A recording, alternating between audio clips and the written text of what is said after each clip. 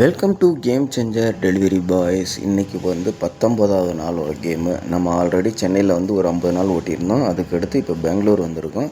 இங்கே வந்து ஒரு 1 மந்த் ஓட்டுற மாதிரி தான் பிளான் பண்ணி வச்சுருக்கோம். காலையிலே பிரேக்ஃபாஸ்ட்டு பூரி சுட சுட இருந்துச்சு, அதையும் சாப்பிட்டு அதுக்கடுத்து ஆர்டருக்காண்டி வெயிட் பண்ணிக்கிட்டு இருந்தோம். ஆர்டர் நல்ல ஆர்டராக போட்டிருந்தாங்க. அதுக்கடுத்து ஆர்டர் 1 by 1ஆகவே எடுத்துக்கிட்டே இருந்தோம். இன்றைக்கி வந்து சனிக்கிழமைன்றனால ஏர்னிங்ஸு மதியத்துக்கு மேலே வேறு லெவலில் இருந்தாங்க. லாங் ஆர்டராக தந்துருந்தாங்க. சரி, ஓகே, 1 by 1ஆகவே எடுத்து முடித்தாச்சு.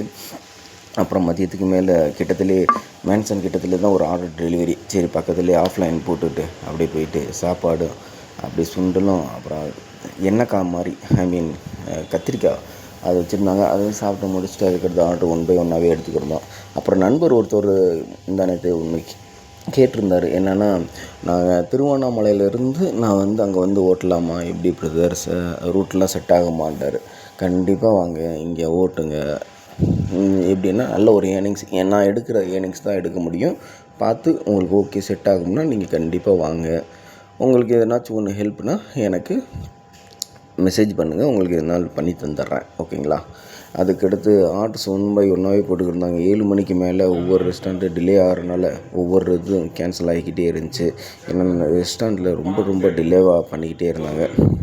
ஆர்டர் முடிஞ்ச வரைக்கும் நைட்டில் தான் நல்லா 9 மணிக்கு மேலே நல்லா ஏர்னிங்ஸ் தந்துருந்தாங்க. அதையும் எல்லாமே எடுத்து முடிச்சுட்டு இன்றைக்கி 12 மணிக்கு மேலே நல்லா 2-3 ஆர்டர்ஸு லாங் ஆர்டராக கொடுத்துருந்தாங்க. அந்த ஆர்டரெல்லாம் முடிச்சுட்டு ரூமுக்கு வர்றதுக்கு 51 ரூபா ரிட்டன் சார்ஜ் வேறு கொடுத்துருந்தாங்க.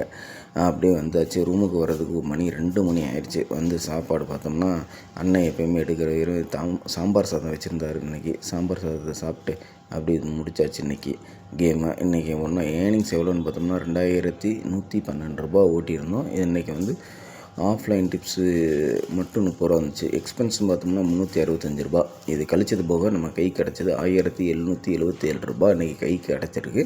இன்றைக்கி ஸ்டார் ரேட்டிங்கு 5க்கு நீங்கள் இன்றைக்கி எத்தனை தருவீங்கன்னு கொடுங்க.